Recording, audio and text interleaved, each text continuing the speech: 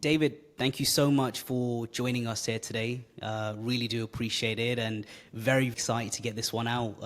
Your background, your profile speaks for itself, and I'm hoping it provides tons of value back to our industry here as you and I have discussed. So I'll go through a few key headline points. It was pretty hard to narrow these down, but most recently, CEO of Mirati, market cap of $2.3 billion, part of the BMS acquisition and the Mirati being acquired in the summer of 2023 for $4.8 billion and up to $5.8 billion with some other contingencies. Prior to that, CEO at Ipsen FerGene. You sit on the board of multiple successful biotechs.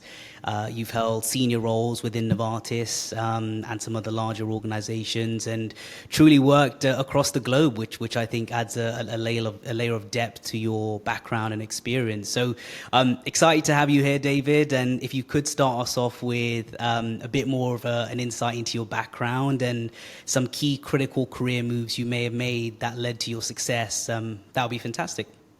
Sure. Thanks a lot, Jack, and really happy to be here today, and hope I'm able to shed a few insights as to the macro biotech and pharma market that we're in, and we double click on some of the specifics, even some of the micro points that I know you're looking at each and every day as you're looking at this very exciting and dynamic landscape we're in. And at the end of the day, we're here to deliver innovation for patients, and it's real excited to be part of this overall ecosystem. So thanks a lot for the podcast, and look forward to contributing, Shaq. Maybe to answer your question specifically, I have to say I've been blessed by having some great mentors and coaches and bosses throughout the years, and great team members throughout my career. And coming out of the U.S. Army into the pharmaceutical world and joining with Johnson & Johnson was just great. Just a great foundation. First 14 years of my career at J&J, starting out as a sales rep. As I say, it's best to drag the bag. And firsthand with the customers and the physicians, and sharing with them why they should use our innovative products, and with just a fantastic learning experience. I don't think there's anything that beats that day-to-day customer-facing experience. And for me, it was just a real foundation for my career, because at the end of the day, the physician is the one that needs to decide to prescribe our product, and then prescribe it to that patient and convince that patient on why the benefits outweigh the potential risk of that new medicine they're asking that patient to try for whatever disease they're taking. So that was just really foundational for my career, and those first 14 years with J&J, and having great bosses, folks like Alex Gorski, who I was fortunate enough to work for at J&J. And then I decided I wanted to go global. And I wanted to do a global job from outside the U.S. And that wasn't exactly what J&J offered. And Novartis did offer that opportunity. And Novartis was at a very transformational period at that point in time. It was years after the merger with Sandoz, and Novartis became Novartis.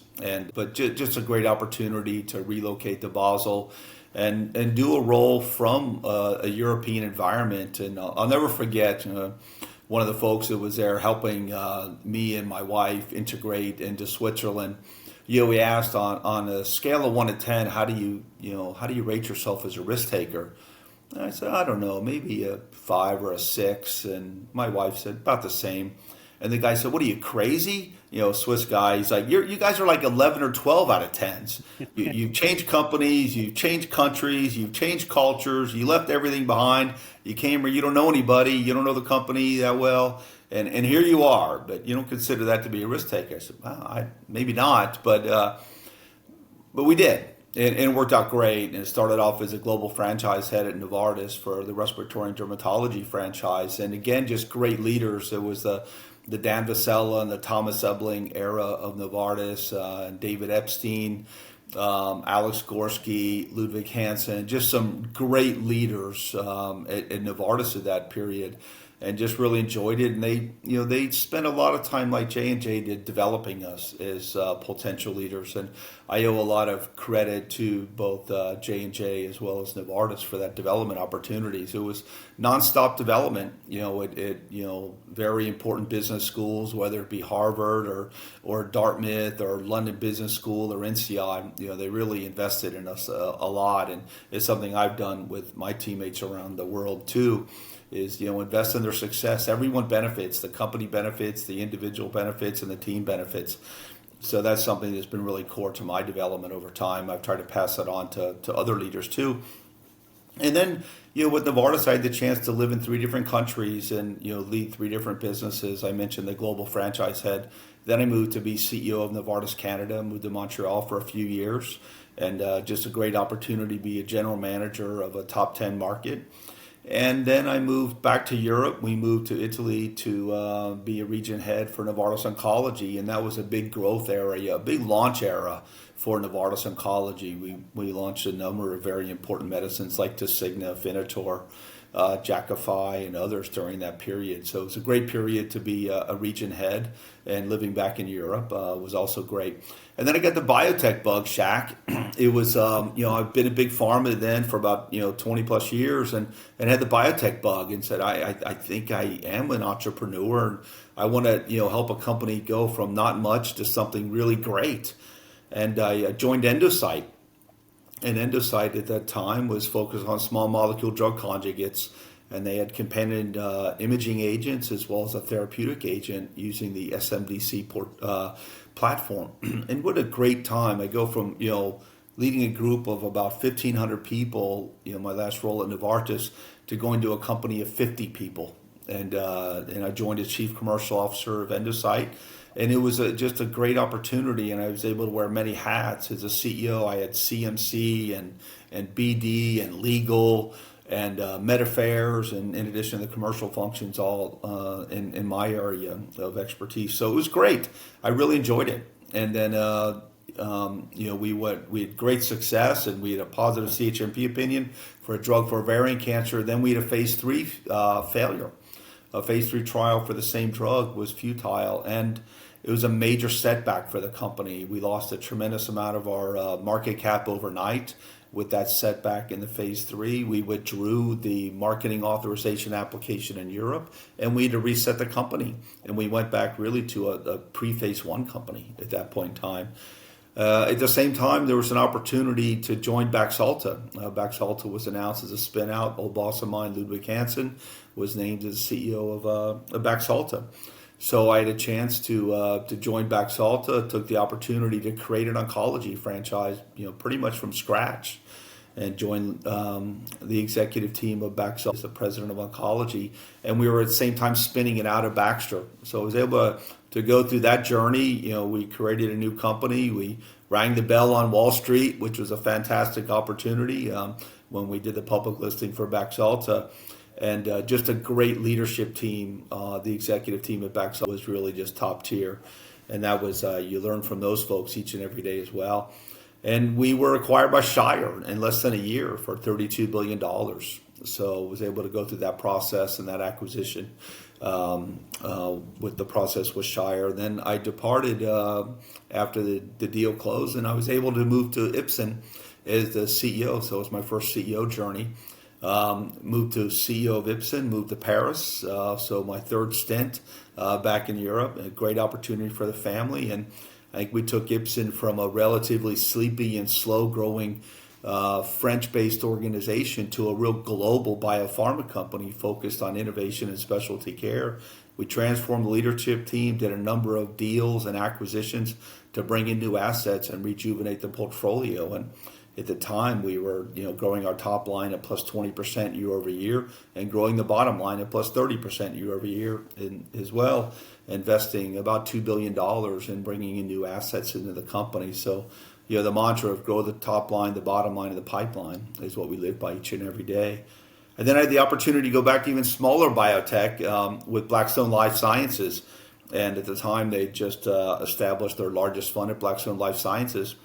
And the largest investment they were making at the time, or ever at that point, was for FerGene. They were committing $450 million of capital through Blackstone to create FerGene, to spin an asset or partner an asset out of Ferring Pharmaceuticals.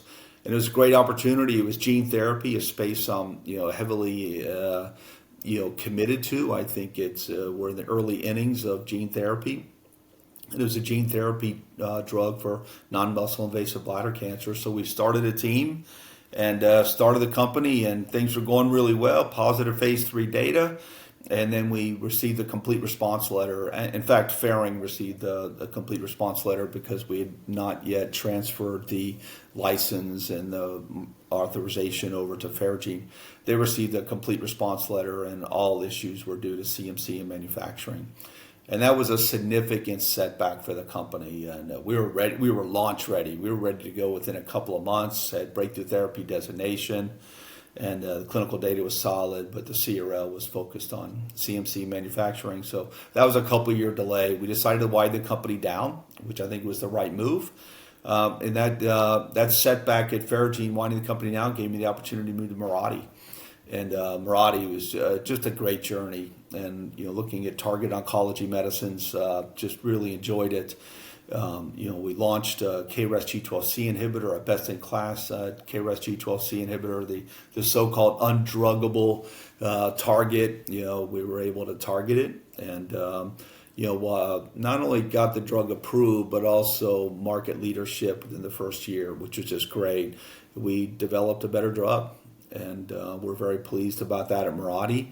And it's the primary reason that Bristol Myers Squibb acquired Mirati. For the $5.8 billion. And not just that, but also the pipeline. So we were able to have Krazati approved and launched in the U.S. Actually, it's approved in Europe as well now at this point. And we moved 3 INDs into the clinic, 3 new drugs into the clinic, 3 new targeted medicines into the clinic. And one of those will be starting phase 2 here very soon. So really pleased with the advancement of the discovery team, the development team, and the commercial team. So exciting journey, and loved every minute of it.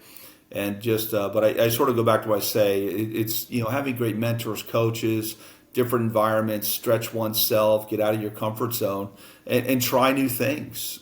And it's been a heck of a journey, and I'm really and many more steps to go in this journey. Looking forward to it. Incredible, and thanks for sharing. Interesting to hear about all the ups and the downs and how you get to where you get to at the end, which is the pinnacle of such a successful biotech like Mirati, and then to then be acquired by BMS for such a large number. 2023 was tough for everybody. I think that's the given for the atmosphere we all experienced, and excellent to hear positive pieces of news like that in such a challenging year. Evidently, you've climbed all the way up to the top effectively, David. What 2 pieces of advice for anyone listening, whether they're an aspiring leader or currently sits in a CEO seat or a C-suite seat, what 2 pieces of advice would you give to any executive leader in order to be as successful as they possibly could in their current venture? Sure.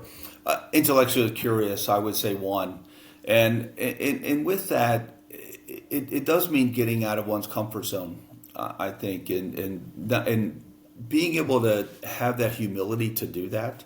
It's okay as a leader to say, I don't know, never been in this situation before.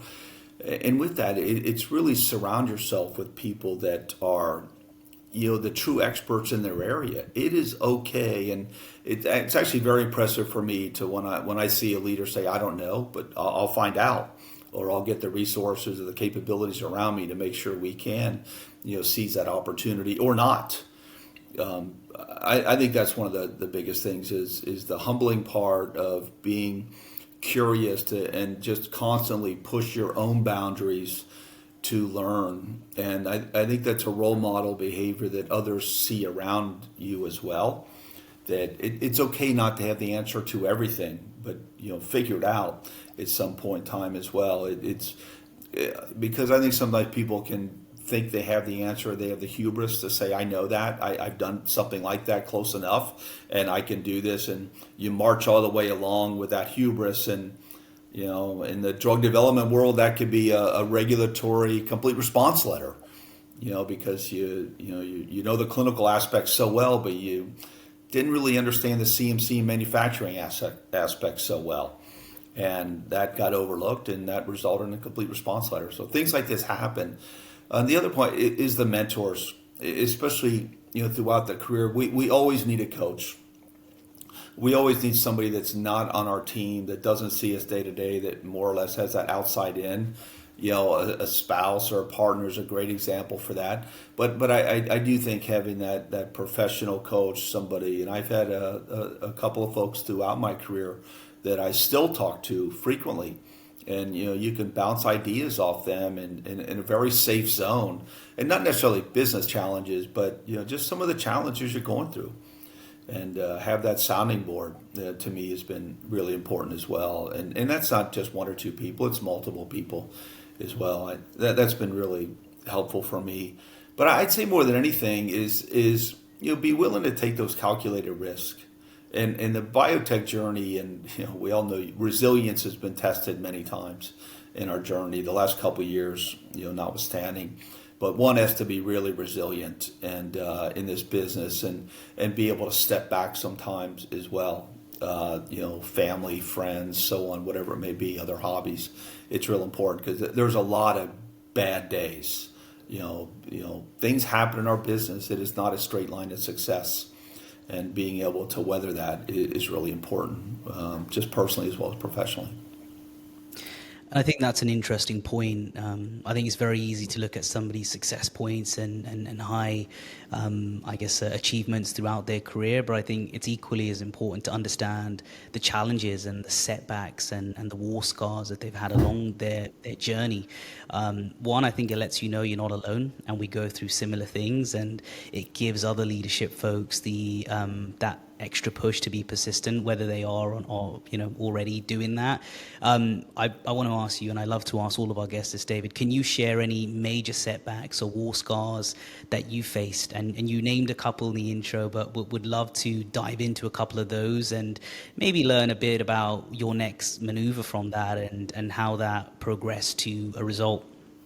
Sure. A couple I would say is in the drug development process is there really aren't, the shortcuts are not helpful. So you're going to pay for those shortcuts at one point in time, and it is much better to find out early if a drug is not effective or safe, and to stack the deck as much as possible as you can in those early trials to look for those efficacy signals or not, and the safety signals or not, and even I'll throw in CMC and formulation challenges. It's much better to learn this as early as possible in the drug development cycle. And if something is not going to work, and you have to squint at the data multiple times to see some signal of efficacy or differentiation, whatever it may be, it's probably not there. And you're better off to reallocate that capital to go somewhere else. Because to continue to spend capital and time and additional resources for something that's probably not going to be differentiated, it may not even get approved, that's very disheartening. And I look back in my career, and I've been part of a couple of those examples. We probably should have just put the pencils down and shifted our focus on our resources elsewhere. And that's hard to do in the moment. Everyone will tell you, well, that's a no-brainer. We should do that. But I can tell you there are board meetings all over the world. There's, portfolio reviews going on today that are looking at this. Yeah, let's just give it one more chance. And it's probably over. And you're better to call it over early. And, the old saying of strategy, part of any good strategy is saying no. And that's probably something that could be exercised a lot more in our business because, what we have learned in the last couple of years more than ever, at least in my experience, is the capital allocation part. There is finite capital and the access to capital. If we think this is just going to be over at some point in time and we close our eyes and our ears and it'll be over and it'll be back to what it used to be, not that what it used to be was, panacea itself. I think we're going to be a lot more capital efficient as we move forward and make those tough choices early on in the life cycle process. So I look back and I tell you that the next half of my career I'll certainly carry those lessons forward, but it's not easy. You get a lot of emotion that's in those boardrooms at that point in time as well, and a lot of ownership of those programs. But as a CEO or a leader of a function, sometimes you just got to say no, enough already. It's time to reallocate resources and time and move on. But more than anything, that's been a really big lesson in my career, and I'd say definitely more so in the past 7 or 8 years as a CEO, because you get to see all that, and then being on boards as well, you get to see that. It's a big lesson, I would say.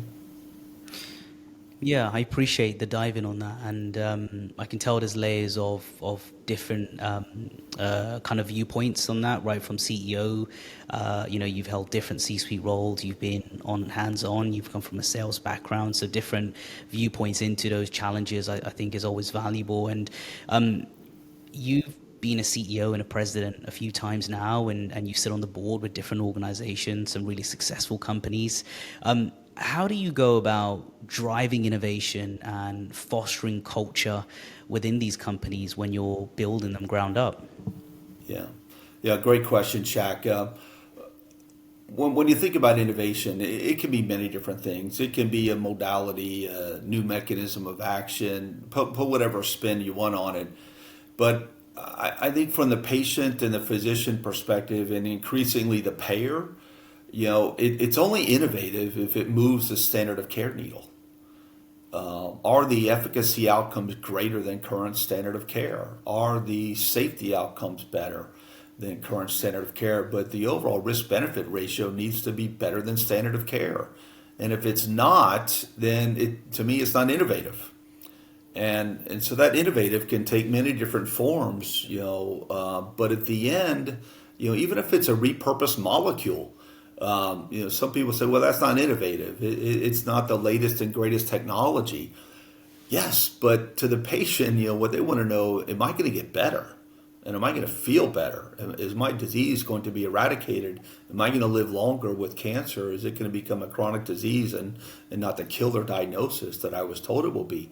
That to me is real innovation. And I do know this in spending many years in oncology. Oncology is incremental.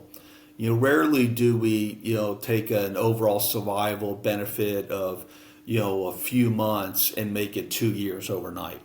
It's 1 yard at a time here. And at the end, we turn diseases, like CML and, breast cancer, depending on the breast cancer, into more chronic diseases where patients can live a relatively normal life. And this is great. And this has happened in increments over time. So I get that. But it doesn't mean we shouldn't continue to swing for the fences and go for those, completely, eliminate cancer. And I don't think the whole cancer community is not stopping until we do that, until we cure cancer. And that's all cancer, solid tumors, blood cancers, and so on. But innovation to me is really moving the standard of care needle. And are we going to make not just a few months difference, but a major difference for this patient? I mean, as you know, it's not just the physician and the patient, it's the payers. And the payers are increasingly interested in major advances in standard of care. And, every company walks into a payer. I don't care if that payer is Kaiser in California or, the German reimbursement system. They want to know that when they hear innovative, I think sometimes their eyes gloss over and go, okay, here's another company coming to talk to me about innovation, and it's really not. It's not moving the standard of care needle, and we need to do better at that. And this goes back to what I was saying earlier when we think about how to allocate our capital, which, by the way, is the number one goal of a leader, is how do you allocate your capital? And, kill those programs early on in the cycle and heavy up investment on those programs that are going to show differentiation. Fantastic. And David, I think culture is always such a critical aspect for any executive leader when they are either joining an organization and looking to propel that business forward, or whether they're growing that ground up and there's a team of 10, they're growing their C-suite unit and looking to expand. How do you foster the most successful culture from your experience in different organizations? Shaq, first of all, I'll say I do think culture trumps strategy. The phrase gets used a lot by leaders. I learned it actually from Alex Gorski when I was at Janssen, and then had the opportunity to work with Alex again. Reported to him at Novartis too, and he would say this all the time, and I completely agree. And I was very fortunate to be part of some great cultures Way back at Janssen when I started, we were a couple hundred people, and I look at what Janssen is today. It's just amazing to see the growth there. But we were like a little biotech company within J&J at that time, and the culture is what allowed us to be really successful and launch drugs like Risperdal and drugs like Propulsid and Acifex and so on. Just a great opportunity. And the culture drove all that. It was a culture where we could do anything. We didn't have any limits, at least in our own minds, we didn't have any limits, which was great. So I do believe that the culture is really important. And it starts at the top, Shaq. It's the tone at the top. It's the culture, the innovative culture, the patient-focused culture, the high ethics and integrity culture, the diversity culture. All that begins at the top with the CEO. And they just can't be words. They have to be actions. And then the executive team, has to be enrolled and engaged in that culture. And then that will, help, cascade throughout the organization. I've been part of, at Ipsen, we had to do a major cultural transformation. It was significant, and it was leadership changes, it was cultural changes, becoming externally focused, more patient-focused, more growth-oriented, and that was a pretty systemic cultural change for us. And it is a journey. It doesn't happen with just 1, 2, or 3 day offsite. It's something you've got to work on each and every day. I've actually had a couple groups I've worked with, and one in particular I've worked with over time. Going back to when I was at Novartis Canada, and I, had this organization legacy, work with me over time, and they know me. They know how to build high performing leadership teams, how to create a bold promise, how to work together as a team to create those principles as a team. So it takes work, and it's the leader, but one doesn't have to be the CEO to create a great culture. Whatever unit you're in, a business unit, a function you lead, and you don't always have to be the leader to make those cultural changes as well, is, be the leader you want others to be. But I do believe that the culture really drives it. And when it's not there, and when you have those folks on the team that are culture killers, it needs to be addressed. And if it can't be altered, then it needs to be eliminated. And that's happened before, with folks on my teams that, this is the culture, this is how we're going to work together as a team. And hopefully folks are enrolled and engaged in that. And if they're not, and it's okay, maybe that's not the type of team they want to be part of, and they want to be part of another team, and that's okay. And they deselect themselves, or we deselect them to make our organization better. But the culture is something that has to be protected each and every day. I firmly believe this, and it does begin with the patient. If folks aren't waking up every day and going to work, whether that's remote work or going to visit a customer, going to a lab, whatever it may be, it's all about the patient. That's what we exist for. If our medicines don't make patients better, why are we here? It all begins there. But culture wins, and culture loses. There's I actually was just speaking with somebody yesterday, a CEO that's having a real challenge with their culture, and it's crumbling. It's sad to listen to them, and it's crumbling. And a lot of it, some of it's macro, but some of it's micro. And it's if it's not turned around, they're probably not going to be around much longer as an entity. Wow. Key points there, and I think for anybody who's listening, something that I think folks work in, day out, when you're growing teams or looking to replace and try and lead from the front. So, David, in your experience, what are some key strategies for building and maintaining strong relationships with key stakeholders such as payers, investors, regulatory bodies, and healthcare providers? Great. Shaq, that's an important part of the job of any leader. And I would say not just the CEO, but all leaders within an organization, the folks that you've mentioned, the stakeholders at least, with the regulators, the investors, healthcare providers, as well as payers. And those are just a few. But one doesn't have to be the CEO only to do that. And as a CEO, it's really important to do that. With regulators, I'll give you an example. what I was able to do when we were at Mirati, because most of the FDA meetings, well, they're all now virtual. They're either in writing or they're virtual.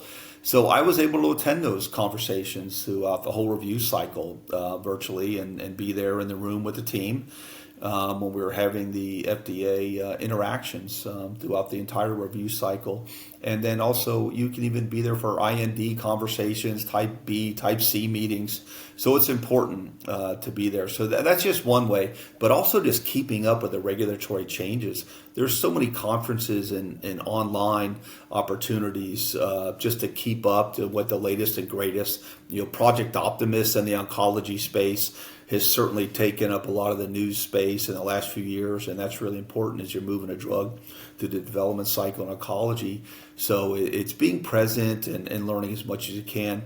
The face-to-face dialogue is a little bit more of a challenge because of virtual nature, but virtual has been great. It's one thing I've been able to do the last few years with the regulatory bodies. So I think in a way that's been an advantage of virtual. It's expanded the number of people that can participate and be in the live conversations with the regulatory body. EMA is the same way. So I was able to do the same thing with EMA over the last few years as well. So that's just an idea there for regulators. For investors, there's so many formal conferences we have as a public company that we can participate in, and those are great. But the informal part is also really important, and it is not just group meetings. I think having a combination of group meetings, one-on-one meetings with investors is really important as well, and having a good IR colleague that can help establish that when looking at the cap table. You want to make sure your top investors have access. You have access to them, they have access to you, and not just you, but also your subject matter experts. So the head of development, head of commercial, whatever that may be. But I think it is building a relationship with those investors. And there's also the investors that are looking at the company. They're watching the story. They're on the sidelines, and it takes them normally quite a long time to build up their business case to invest in that company. And you spend a lot of time with investors that aren't in your stock at that point in time. And that's really important as well. So I would try to spend as much time as I could with, not current investors, but investors we really would like into the stock. And the same with private companies.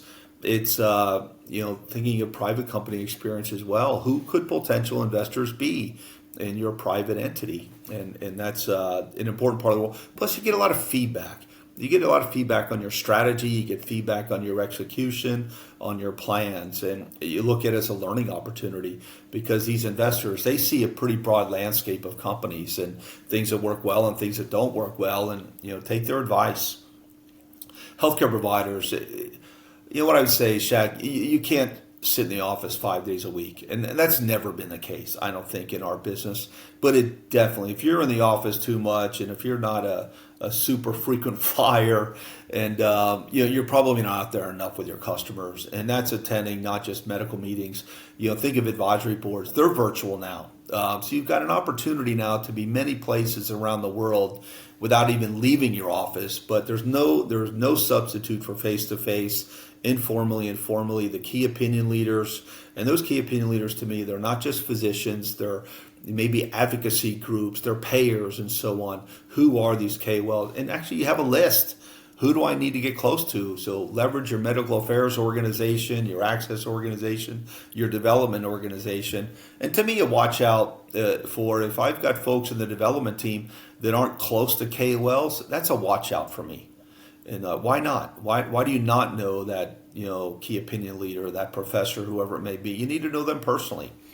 And so it's something I use to evaluate my team. And then also the all-important payers. It's really important. And anybody that's launched a drug in the last 5 to 10 years will know, it's one thing to get your drug registered. It's another thing to have it reimbursed. And reimbursement challenges are only increasing. And being as close as you can to the payers and understanding the payer dynamics and what it's going to take to get your drug listed and reimbursed at a fair price as soon as possible so patients can have access to it, that's really important. And that payer, and that's not just when your drug gets approved, that's early in the life cycle. Are we building a dossier where this drug will be reimbursed at a fair price? So, but more than anything, it's knowing who these people are and taking the time to focus externally on those stakeholders. It's a real important part of the job, and one frankly I like, and I think it goes back to starting my career as a sales rep. There's nothing like hearing firsthand from the customer what's going on, and that's what I appreciate. David, I want to thank you so much for coming on here with us today. And I know anybody who's listening into this is going to take tons of information from this podcast here. So, David, thank you. And look, I look forward to having you on in the near future and seeing where your next venture is, of course. And let me know if there's anything else you'd like to add. Thanks, Jack. I appreciate it. I appreciate it, pal. Good luck.